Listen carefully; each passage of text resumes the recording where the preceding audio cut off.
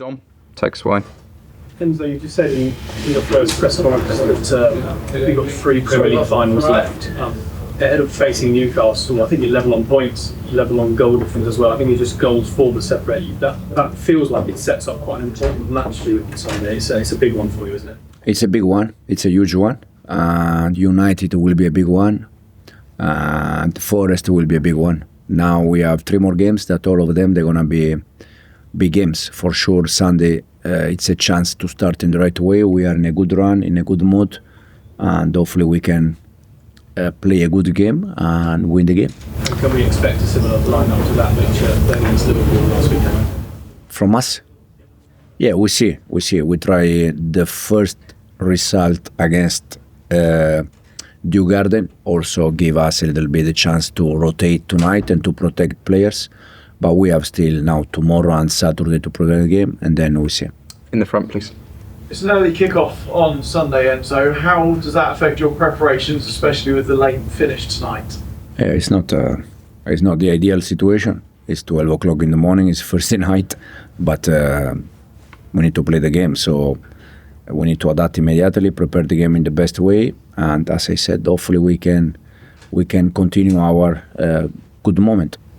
How will you get your players to forget tonight and refocus themselves to make sure the European is put aside the finish of the Premier League season? Tomorrow we're going to start to prepare Newcastle. We have 2 days, tomorrow and Saturday, and the players, they need to be focused on Newcastle game because it's the next one. And for us, has to be thinking that is the last game of the season, give everything, and then we see at the end. Davide? Ciao Enzo. Midfield battle is going to be very important. Obviously, you've got a lot of that compared to the Conference League game. Newcastle has changed a lot since when Sandro Tonali moved to the centre of the midfield. What do you think about Sandro? First place in a very kind person. And how do you think you're going to win the midfield battle? Sandro probably this season has been top for Newcastle. For him, he's doing very well. He's a fantastic player. I know him since he was in Brescia and then moved to Milan, and then now here in England. He's a fantastic player. He's doing well, but they have many good players. Guimaraes, they have different players. We're gonna try to prepare the game in the best way, in the way that we think that we can win the game, and hopefully we can at the end we can be happy with the result. Kieran? And do you actually prefer these type of games where the opponent will actually give it a go against you? There's a lot of teams seem to just try and do a low block and stop you guys from doing what you want to do. But these, Newcastle will probably give it a go against you like Liverpool did, and the team played very well, wouldn't they? Yeah, they try to be. They are very aggressive. Especially when we are in our side. It's a team that they are aggressive. They go man to man. Probably when they are in their side, they are more medium block, low block. But it's a team that also physicality, they are very strong and they are very aggressive. Do you think that brings the best out of your team though? I hope so. We play games against team, low block, against team that they try to be aggressive, and we made some good game in both situations. Hopefully tomorrow, hopefully Sunday, we can have a good game. Peter? Hi Enzo, just to pick up on Davide's question, there's been a lot of praise I think for the Newcastle midfield. I know Joe Linton's out, but as a trio they seem like a core that has taken them up the table. Do you need that from your midfield trio? Because it feels like with Fernandes, Caicedo, Lavia coming back in, that's the basis of a strong midfield. And could that be, the basis for what we hope would be a title challenge at some point? Yeah, for sure. I think after Liverpool game, some of you asked me and said to me that we repeat the first 11 after 6 months. I mean, Everton and Liverpool, we play with the same 11 after 6 months. And it's important when you can continue with the same players because it's very important.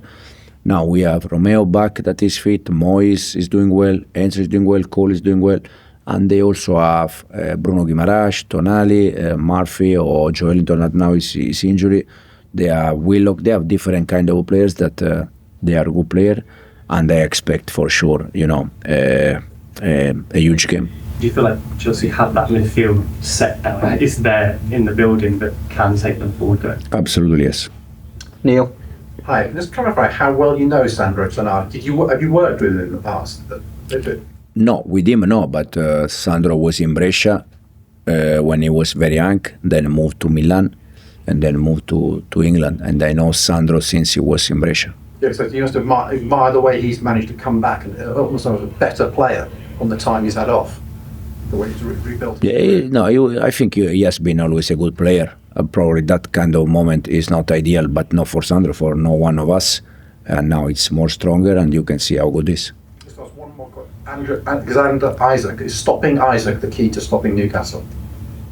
I think Isak is a top player, but it's not enough. There are more players, so we need to work as a team, and we need to stop them as a team. Jack. Enzo, the early kickoff isn't ideal for you in terms of tonight and then, but Newcastle was a place with a quite intimidating atmosphere. Do you hope the fact that it's so early in the day lessens that a little bit? You think? I don't know. Yeah, exactly. I don't know. But for sure, the environment will be top, and the players, they're gonna embrace that and they're gonna deal with that, no doubt. In terms of having the three finals now, given where you were at the halfway stage in the season, the way that you started the season, is there any frustration that you've got three finals left to get over the line, or would you like to do more? No, the frustration is that we had many games where we create enough chances to win the game and we didn't win, but now is not the moment to think about that. Now is the moment to try to win as much as we can in these last three games, and then we see. Do you feel you shouldn't be in this position having to do it given no game? I think for, also in terms of data, if you see, XG, chances missed, I think we could have some more points, but now is what it is, and we need to win the games that we have. We'll finish this section with Ben. I know you won't want to put a points tally on it, but given you've got to play Forest and Newcastle, is there a possibility that 2 wins might be enough, or are you looking at 9 points out of 9? No, we're gonna try to win the 3 games that we have. Now, how many points they are, we need to finish top 5?